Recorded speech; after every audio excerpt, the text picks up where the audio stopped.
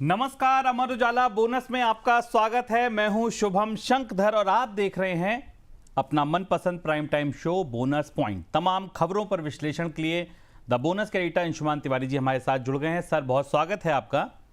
धन्यवाद, आप सबका बहुत बहुत स्वागत है।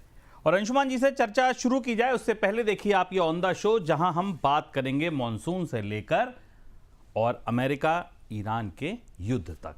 पहली खबर मॉनसून के अपडेट से जुड़ी। बरसात की कमी 14% से बढ़कर 18% हुई। 3-4 दिन में कम बरसात हुई, उसका असर दिखा। नई ऊर्जा नीति आएगी। ड्राफ्ट में बिजली की दरों को महंगाई से जोड़ने और साझा डिस्ट्रीब्यूशन का सुझाव है। क्या कुछ है इस ड्राफ्ट में, ये जानेंगे समझेंगे। एजुकेशन बचत प्लान। आरबीआई ने बैंकों से कहा है कि एजुकेशन खर्च के लिए ज्यादा ब्याज वाले बचत प्लान्स का सुझाव दें। क्या कहना चाह रहा है आरबीआई इस के जरिए, इसको जानने की समझने की कोशिश की जाएगी। फिर भड़का युद्ध। अमेरिका ने ईरान पर हमले किए। ईरान ने भी अमेरिकी सैन्य ठिकानों पर हमले से जवाब दिया। अब दुनिया में आपको याद होगा जब ये युद्ध शुरू हुआ था कैसे तितिर बितिर पूरी दुनिया हो गई थी, बाजार हो गए थे। लेकिन आज देखिए एक तरफ युद्ध की खबरें चल रही हैं, दूसरे तरफ शेयर बाजार हरे निशान में कारोबार कर रहे हैं। भारत यूएस डील का अपडेट। भारत का सख्त रुख, कहा हितों से समझौता कर डील में नहीं होगी जल्दबाजी। हितों से समझौता नहीं किया जाएगा, डील की कोई जल्दबाजी नहीं है। क्या कहीं फंस गई है डील, इसको जानेंगे समझेंगे। एसके हाइनिक्स का शेयर टूटा। अमेरिका में अच्छी लिस्टिंग हुई, उसके बाद भी कोरियाई बाजार में 15% टूट गया। देखिए बाहर प्रीमियम पर लिस्टिंग हो रही है और अपने ही घर में शेयर पिटा जा रहा है, वो भी छोटा मोटा नहीं, 15%। इतना अच्छा तो आगाज अमेरिका में हुआ नहीं जिससे ज्यादा खतरनाक पिटाई अपने घर में हो गई। क्या वजह है इसकी, इसको भी जानेंगे।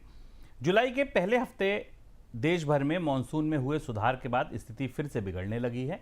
पिछले हफ्ते तक देश भर में मानसून की औसत बरसात की कमी का आंकड़ा 14% पर आ गया था, लेकिन अब यह आंकड़ा फिर से बढ़कर 18% पहुंच गया है। पिछले 3-4 दिनों के दौरान देश के अधिकतर हिस्सों में सामान्य से कम बरसात हुई, जिस वजह से बरसात की कमी का आंकड़ा आया है। सर, क्या मौजूदा स्थिति बनती दिख रही है? मानसून का आंकड़ा अब जो आ रहा है वो एल नीनो का जो स्वभाव रहा है वो बिल्कुल स्पष्ट रूप से दिख रहा है। इससे पहले भी एल नीनो के स्वभाव में हमने देखा था कि कुछ हिस्सों में कुछ छोटे समय के लिए अच्छी बारिश होती है और उसके बाद फिर सूखा वापस लौटता है, और वैसी ही परिस्थिति हमको अभी इस समय दिखाई दे रही है आंकड़ों में। फिर वापस महाराष्ट्र के, मध्य महाराष्ट्र के कई हिस्सों में बारिश की कमी है। जो सामान्य रूप से निरंतर होने वाली बारिश है उसको आप ध्यान से देखें, और आंकड़े में पूरे देश में फिर 18% का शॉर्टफॉल है। झारखंड, बिहार जो महत्वपूर्ण हिस्से हैं वहाँ 47% के आसपास की कमी दिख रही है। महाराष्ट्र में अगर आप ओवरऑल देखें तो ठीक है, पर कुछ जो पॉकेट्स हैं, महत्वपूर्ण पॉकेट्स हैं, वहाँ अभी भी बड़ी चुनौती दिख रही है।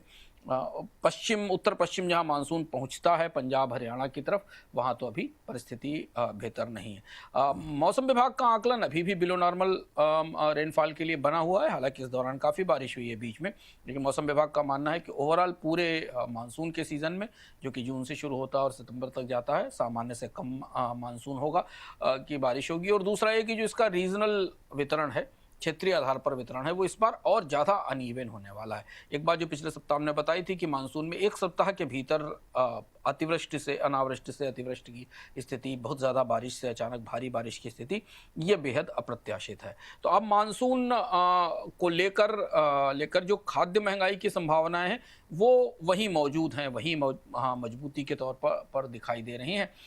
जब हमारे पास जुलाई के सोइंग के थोड़े और बेहतर आंकड़े आएंगे तब ये स्पष्ट होगा कि उत्पादन की परिस्थिति क्या बनेगी। लेकिन फिलहाल तो एल नीनो का असर कायम है। जो संस्थान कर्मचारियों के प्रोविडेंट फंड को मैनेज करने के लिए खुद के प्रोविडेंट फंड ट्रस्ट चलाते हैं, उनके लिए कर्मचारी भविष्य निधि संगठन यानी ईपीएफओ ने एमनेस्टी स्कीम लॉन्च की है। इस स्कीम के तहत संस्थानों और कर्मचारियों को अपने कंप्लायंस स्टेटस को रेगुलराइज करने के लिए 6 महीने की विंडो दी गई है। सर, क्यों दी जा रही है विंडो, क्या कुछ पूरा मामला है? ईपीएफओ ने एक एमनेस्टी स्कीम लॉन्च की है, खासतौर से उनके लिए। 2 तरीके से पीएफ की व्यवस्था भारत में काम करती है। एक व्यवस्था काम करती है जहां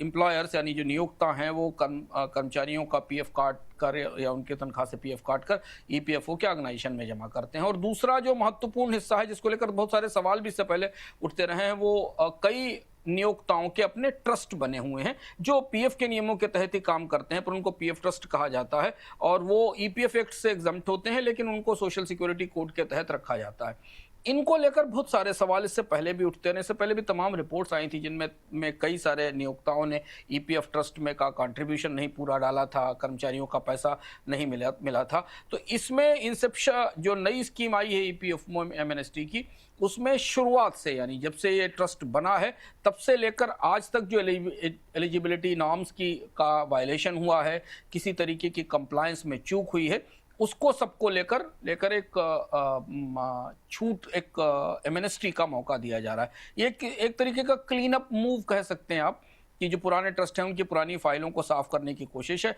इससे जो तमाम एम्प्लॉयज़ हैं जिनकी जो सेमी कंप्लायंट पीएफ ट्रस्ट हैं, जिनकी जो पूरी तरह से नियमों को पालन नहीं करते हैं और बाद में पैसे नहीं देते हैं, उनके जो पुराने मामले हैं उनको निपटाने की कोशिश की जा रही है इस एमएनएसटी के जरिए।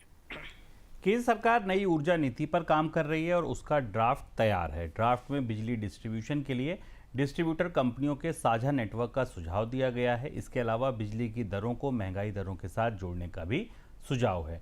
ड्राफ्ट के अगले महीने केंद्रीय कैबिनेट के पास भेजे जाने की संभावना है। सर, क्या कुछ हो सकता है नई नीति में, क्या कुछ है इस ड्राफ्ट में? ये बेहद महत्वपूर्ण सुधार है लंबे समय बाद बिजली क्षेत्र में। हालांकि पिछले 20-25 सालों में बिजली क्षेत्र में दरों की व्यवस्था ठीक करने के लिए, टैरिफ को ठीक करने के लिए बहुत सारी कोशिशें की गई। आमतौर पर अधिकांश कोशिशें टैरिफ की साइड से बहुत सफल नहीं हुई हैं, लेकिन अब ये एक नए किस्म की कोशिश फिर शुरू की गई और हर बार हम एनर्जी पॉलिसी को हर 5-6-7 साल में नए सिरे से आता हुआ देखते हैं। चुनौती क्या है? चुनौती ये है कि अभी भी जो डिस्कॉम्स हैं वो लॉसेज में हैं, उनके पेमेंट्स बकाया हैं, पावर बिलों पर सब्सिडी बनी हुई है, राज्य सरकारें अपने तरह से चुनावी राजनीति के हिसाब से बिजली की दरें तय करती हैं। इस समस्या का समाधान निकालने के लिए इस पॉलिसी में पहली बार ऐसा प्रयोग किया जाएगा कि महंगाई दरों से कीमतों को जोड़ दिया जाएगा, यानी जैसे जैसे महंगाई बढ़ेगी आपका बिजली का बिल बढ़ता जाएगा। अब इसमें भी अभी वो पेचीदगी शामिल है। जब पूरी पॉलिसी सामने आएगी तब दिखाई देगा कि इसमें कितनी स्वाधीनता राज्य सरकारों के हाथ से ले ली गई है दरें तय करने के लिए। नहीं तो आमतौर पर दरें राज्य सरकारें तय करती हैं अपनी चुनावी सुविधाओं के हिसाब से, अपने वोटरों के हिसाब से, और उसमें भारत एक ऐसा देश है जिसमें इंडस्ट्री को काफ़ी हैवी और काफ़ी महंगी दर पर बिजली देनी पड़ती है। उस दर में कमी होना भारत में लागत के लिए ज़रूरी है। तो नई व्यवस्था एक तो कुछ बड़े अपने लक्ष्य लेकर आएगी, कुछ गुलाबी से लक्ष्य लेकर आएगी कि भारत में पर कैपिटा इलेक्ट्रिक का बिजली का कंजम्पशन 2000 किलोवाट तक 2030 तक पहुंचना चाहिए और 2047 तक 4000 किलोवाट के आसपास पहुंचना चाहिए, यानी करीब करीब 2 से 3 गुनी बढ़ोतरी का लक्ष्य है। पर सबसे महत्वपूर्ण है प्राइसिंग का रिफॉर्म, टैरिफ का रिफॉर्म।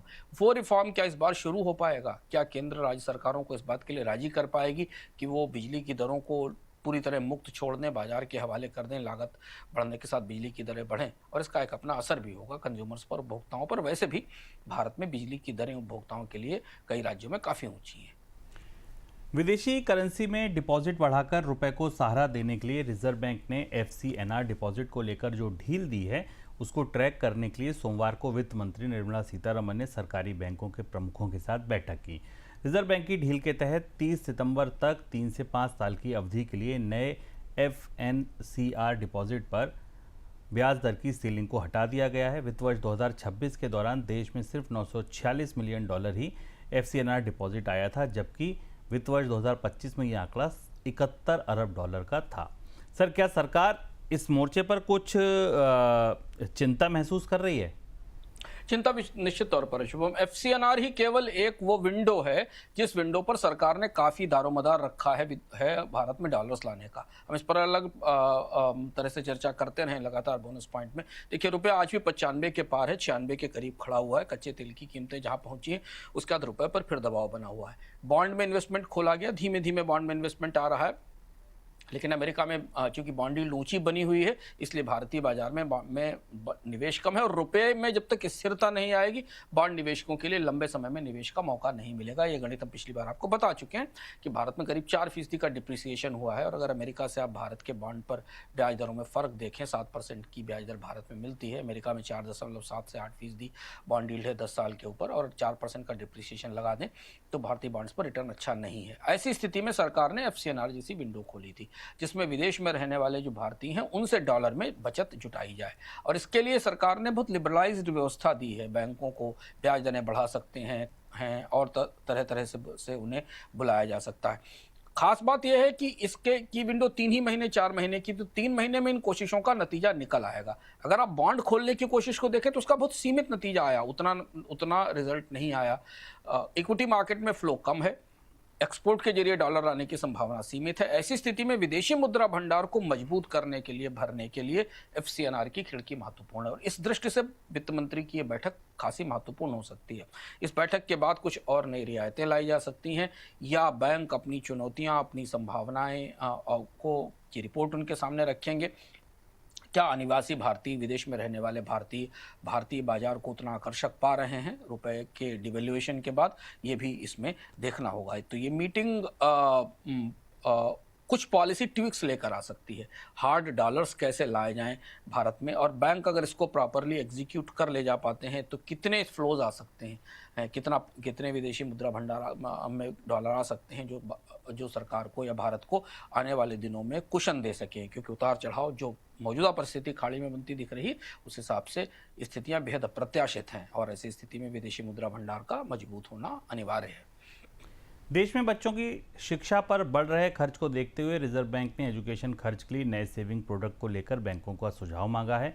रिजर्व बैंक ने बैंकों से कहा है कि ऐसा सेविंग प्रोडक्ट तलाशें जिनमें ब्याज दरें ज़्यादा दी जा सकें और उस पैसे का इस्तेमाल अभिभावक बच्चों की पढ़ाई में कर सकें। देश में शिक्षा का खर्च सालाना 10 से 12% की रफ्तार से बढ़ रहा है।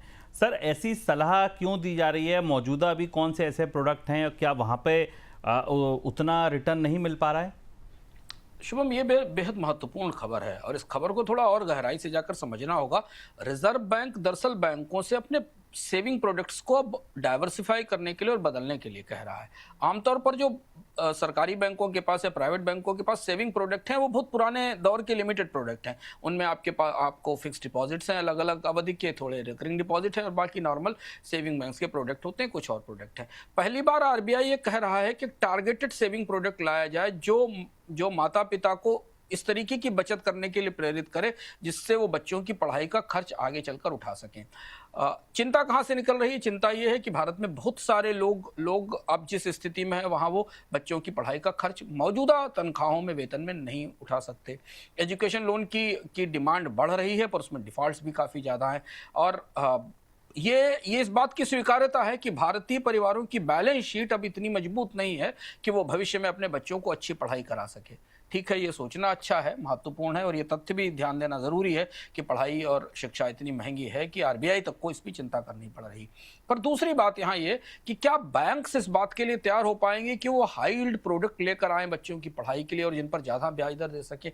ऐसी स्थिति में जबकि बैंक पहले से ही उलझे हुए हैं, RBI ने रेपो रेट में कमी की है, तो बैंक अभी एक कैटेगरी को, एक क्लास को तो हाई इंटरेस्ट रेट दे ही रहे हैं, सीनियर सिटीजन्स को। उनकी बचत दरों पर 7.5 से 8% उनकी बचत स्कीमों पर रिटर्न मिल रहा है। अगर इस तरीके या महंगाई को हराने वाले यील्ड प्रोडक्ट नहीं होंगे या बचत स्कीमें नहीं होंगी तो लंबे समय के लिए उनमें पैसा कैसे लगाया जाएगा? तो ये बेहद दिलचस्प और पेचीदा पहलू है जो RBI ने खोल कर रखा है। इसके कई सारे आयाम हैं। एक आयाम है कि भारत में पढ़ाई का खर्च उठाने की क्षमता नहीं है। दूसरी चीज़ है कि बैंक लेकर क्या आएंगे। बैंक अगर स्ट्रक्चर्ड रिटेल सेविंग प्रोडक्ट्स की तरफ बढ़ेंगे तो सेविंग्स का आकर्षण शुभ तो एक ही है कि ब्याज दर ज़्यादा मिले बचतकर्ताओं को, तभी लोग बैंकों में बचत रखेंगे, खासतौर से वो महंगाई से को हराने वाली बचत हो। अगर शेयर बाजार में रिटर्न नहीं आ रहा है तो वहाँ मिले ये इस पर जो बैंकों का रिस्पांस आएगा उसे देखना होगा कि किस लेवल की ब्याज दर वो आने वाले समय में ऑफर करते हैं। लेकिन हाँ, RBI का इशारा तो यही है कि नए रिटेल प्रोडक्ट्स बाजार में लाए जाएं। एक्सपोर्ट में आई गिरावट की वजह से जून के दौरान देश का वस्तु व्यापार घाटा 30 अरब डॉलर के पार पहुंच गया। मई के दौरान व्यापार घाटा 28 अरब डॉलर के करीब था। जून के दौरान देश में 40.41 अरब डॉलर का मर्केंडाइज एक्सपोर्ट हुआ है, जबकि मई में यह आंकड़ा 45.25 अरब डॉलर था। सर, क्या बता रहे हैं ये विदेश व्यापार के ये आंकड़े? जून का आंकड़ा भी आया, मैं देखने की कोशिश कर रहा था। जो आंकड़ा बता रहा है, मर्चेंडाइज ट्रेड भारत का ट्रेड डेफिसिट करीब 30.43 बिलियन डॉलर रहा है। काफ़ी बढ़ा है अगर आप इसे देखें। एक्सपोर्ट्स में गिरावट आई है। मई में करीब 45 बिलियन डॉलर के एक्सपोर्ट थे और जून में गिरकर 40 बिलियन डॉलर के रह गए हैं। इंपोर्ट्स में थोड़ी सी कमी भी दिखी है, क्योंकि कच्चे तेल की कीमतें बढ़ी में कमी आई थी और आयात में थोड़ी कमी दिखाई दी है। सर्विस का सरप्लस अच्छा है, करीब 15 बिलियन डॉलर के आसपास का सरप्लस है।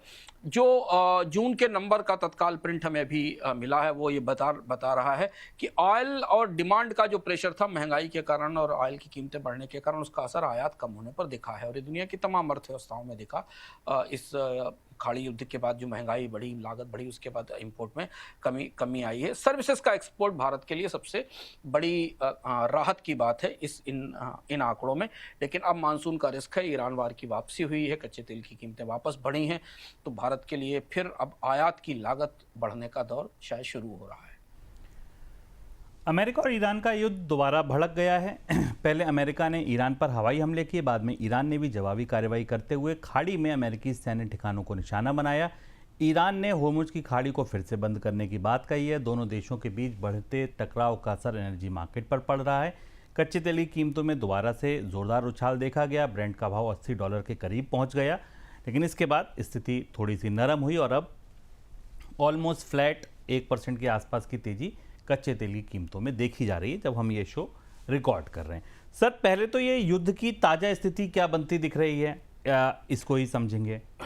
युद्ध वापस लौट आया है और इस बार जो परिस्थिति बनी है, जैसे हमने पिछले हफ्ते बताया था कि बातचीत किसी बेहद मजबूत अविश्वास के कारण टूटी, और अविश्वास वो था जो संकेत हमें मिल रहे थे कि अमेरिका ने सैंक्शंस हटाने से और ईरान के तेल की बिक्री करने की छूट देने से मना कर दिया। जो बदलाव हुआ पिछले 3 दिनों के अंदर, फ्राइडे के बाद से शनिवार और इतवार के बीच में, अमेरिकन आर्मी ने, अमेरिका के डिफेंस फोर्सेस ने करीब 300 ईरानियन टारगेट्स पर हमले किए, जिसमें से 140 टारगेट्स पर हमले तो शनिवार की रात में हुए।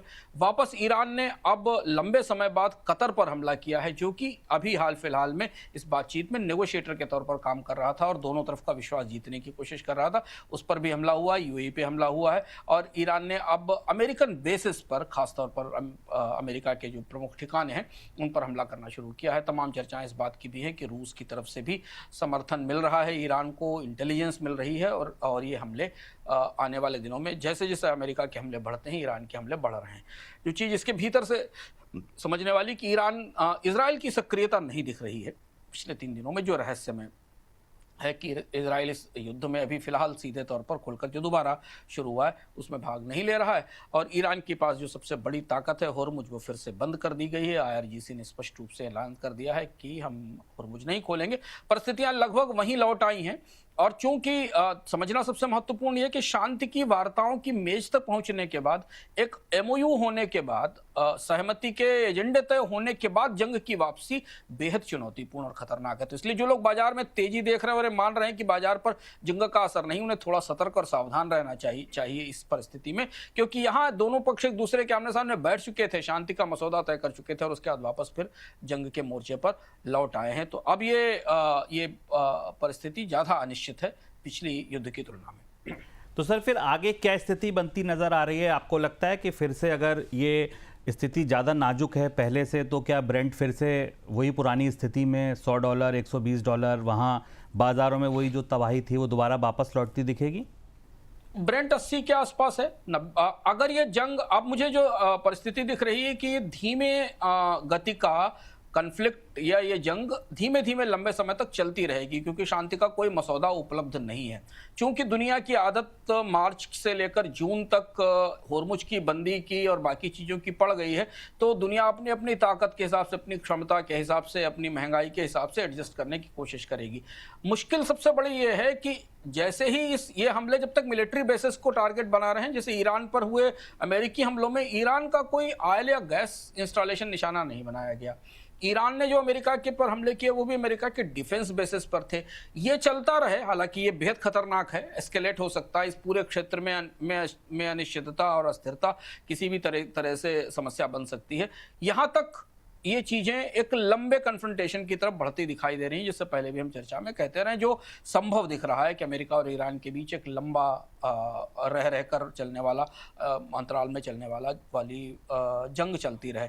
लेकिन हाँ, अगर इसमें ऑयल इंस्टॉलेशंस बीच में आ गए, फर्टिलाइजर इंस्टॉलेशंस बीच में आ गए, गैस फील्ड्स बीच में आ गई, तो फिर अचानक ब्रेंट भड़क उठेगा, ये मानिए। नहीं तो फिर ये $80, $75, 80 से $90 के बीच डेली किसी न किसी छोटी मोटी घटना पर कोई टैंकर अगर डुबा दिया गया, किसी टैंकर पर मिसाइल लगी और तेल ले जा रहा हो, तो आपको ब्रेंट की कीमत में बढ़ोतरी दिखाई देगी।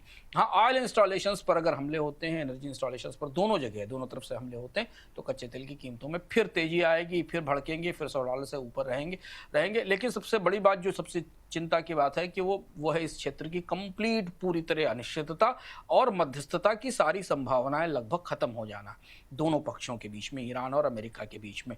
ये बिल्कुल वैक्यूम जैसी स्थिति है। इस वैक्यूम की स्थिति में कहीं कोई मध्यस्थता करने के लिए अब तैयार नहीं है। ईरान में नेतृत्व परिवर्तन हुआ है, आईआरजीसी के हाथ में सत्ता है और आईआरजीसी अपने आक्रामक ढंग से इस पूरे युद्ध को आगे ले जाना चाहता है।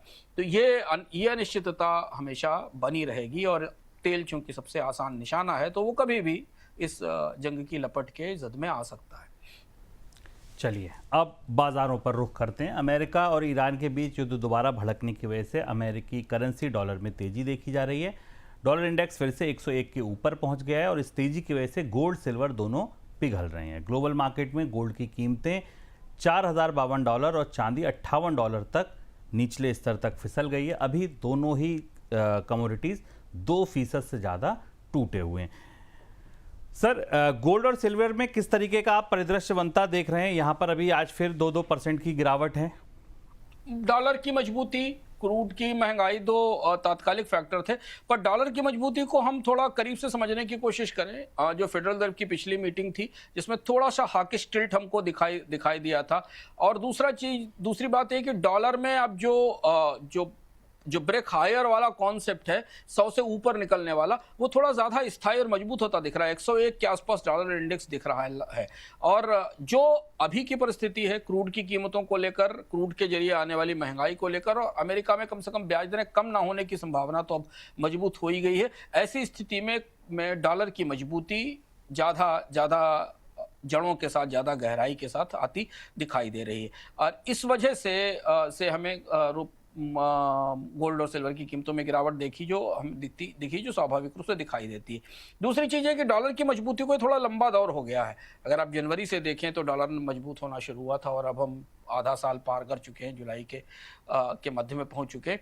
इसका असर आपको इमर्जिंग मार्केट की तमाम करेंसीज पर बहुत खराब दिखाई दिया है। दुनिया भर की ज़्यादातर इमर्जिंग मार्केट की करेंसीज पिछले 5-6 महीनों में मेल्ट की हैं। तो जैसे जैसे इमर्जिंग मार्केट की करेंसीज मेल्ट करती हैं, उसका हमें परोक्ष रूप से असर प्रेशियस कमोडिटीज़ पर गोल्ड और सिल्वर की कीमतों पर भी दिखाई देता है। तो जो ग्लोबल फिनेंशियल सिचुएशंस हैं, टाइट हैं। दुनिया के सभी प्रमुख बड़े बैंक ब्याज दरों में कमी रोक चुके हैं या बढ़ोतरी की तैयारी कर रहे हैं।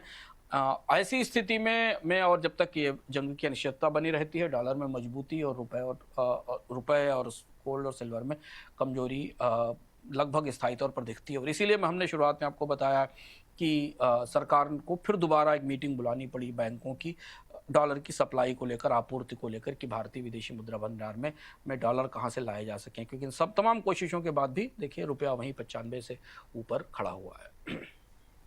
भारत ने अमेरिका के साथ ट्रेड डील में जल्दबाजी करने से इनकार कर दिया है। रॉयटर्स की रिपोर्ट के मुताबिक ट्रेड डील पर ताज़ा वार्ता में अमेरिका भारत की कुछ प्रमुख मांगों को मानने का भरोसा नहीं दे रहा है, जिसके बाद भारत ने कहा है कि जब तक भारतीय हितों को तरजीह नहीं मिलती तब तक डील में जल्दबाजी नहीं हो गई। सर, कहाँ फंस गई डील? कौन सी वो बातें हैं जिन पर नहीं सहमति बन पा रही? 301 सबसे महत्वपूर्ण है। भारत जो 301 की जांच शुरू हुई है, वो जांच जो संकेत हमें मिल रहे हैं उस हिसाब से अमेरिका उसमें खासी सख्ती कर रहा है सेक्शन 301 की जांच में, और वो मान रहा है, जैसे हमने पिछली बार भी आपको इशारा दिया था, कि भारत में ओवर कैपेसिटीज को लेकर और फोर्स लेबर कंसर्न्स को लेबर वाली बात तो उतनी नहीं, ओवर कैपेसिटी को लेकर अमेरिका का रुख ज़्यादा सख्त है। खुलकर सरकार भी नहीं कह रही है, ये भी नहीं कह रही है, लेकिन भारत की PLA स्कीम को लेकर अमेरिका का रुख ज़्यादा आक्रामक या ज़्यादा टेढ़ा हुआ है, क्योंकि भारत ने सोलर सेल्स बनाने के लिए, मोबाइल बनाने के लिए और उनका एक्सपोर्ट बढ़ाने के लिए ही PLA स्कीम लॉन्च की है, जिसमें कि आप भारत में निवेश करें और एक्सपोर्ट करें और निर्यात करें दुनिया के देशों में। तो वो कैपेसिटीज इसलिए बनाई गई हैं कि अमेरिका जैसे बाजारों में यहाँ से सामान जाए। तो जहाँ अमेरिका ने जिस हिस्से को पकड़ा है या जिस नब्ज पर हाथ रखा है वो ये है। भारत किसी भी स्थिति में अभी अपनी PLA स्कीम में मैन्युफैक्चरिंग पुश को एकदम तुरंत नहीं बदल सकता, क्योंकि डोनाल्ड ट्रंप के पहले कार्यकाल में भारत एक बड़ा झटका झेल ही चुका है। 2018-19 की बात है, जब भारत की एक्सपोर्ट प्रमोशन स्कीम्स WTO में बंद हुई थी। अमेरिका मुकदमा जीता था WTO की ट्रिब्यूनल में। तो अब बात वहीं फंस गई है आकर कि 301 का फैसला क्या आता है। अमेरिका अगर 301 की जांच वापस ले लेता है तो भारत के लिए डील का, संधि का रास्ता खुलेगा, नहीं तो ये 301 का मामला थोड़ा उलझाने वाला दिखाई देगा। जो परिस्थिति अभी दिख रही है उसमें आप दोनों पक्षों से फिर कुछ सख्त बयान, कुछ कड़े बयान, कुछ बयानों की आतिशबाजी आने वाले समय में देख सकते हैं। भारत ने अपना रुख सख्त किया है, भारत को कुछ और रियायतें चाहिए, अमेरिका अपनी तरफ से अपने रुख पर कायम है। तो बनते बनते अमेरिका और भारत के बीच बातचीत बार बार टूट रही है, और पिछले कई महीनों से हम लगातार देख रहे हैं, जब से टैरिफ आए हैं बॉक्सर स्टे के दिन से, हर 3 महीने 2 महीने में बातचीत बस डील हुई अभी पहुंचती है और फिर उसके बाद कुछ नया हो जाता है। लेकिन ये अभी जो 301 है ये थोड़ा ज़्यादा कॉम्प्लेक्स बना रहा है पूरी परिस्थितियों को। अमेरिकी शेयर बाजार में शानदार लिस्टिंग के बाद भी कोरियाई चिप कंपनी SK हाइनिक्स की कोरियाई शेयर बाजार में जबरदस्त पिटाई हुई। सोमवार को कोरियाई शेयर बाजार में कंपनी का शेयर 15% से ज़्यादा टूट गया और ये इतिहास का सबसे वर्स्ट ट्रेडिंग सेशन हुआ कंपनी के लिए। शुक्रवार को अमेरिकी शेयर बाजार में लिस्टिंग के दौरान कंपनी का शेयर करीब 13% चढ़ा था। सर, एक तरफ शानदार लिस्टिंग और एक तरफ इतिहास की सबसे बुरी पिटाई, ऐसा क्यों?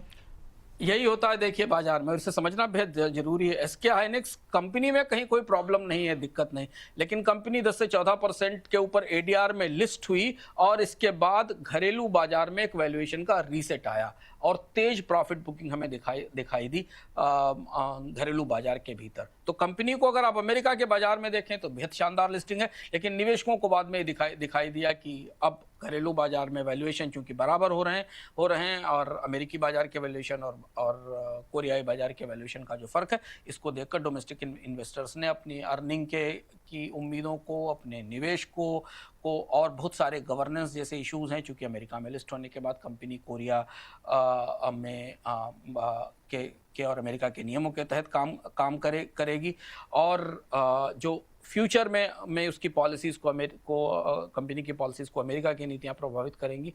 इनको सब को देखते हुए हमने बाजार में तेज गिराव बिकवाली देखी SK हाइनिक्स में, और वो कोरिया के बाजार में भी लिमिटेड ही कंपनियां हैं, खासतौर से बड़ी कंपनियां सीमित हैं, तो उनका बाजार में कंसंट्रेशन काफ़ी ज़्यादा है, तो इसलिए जब वो गिरती हैं तो तेज़ी से बाजार में गिरावट आती है।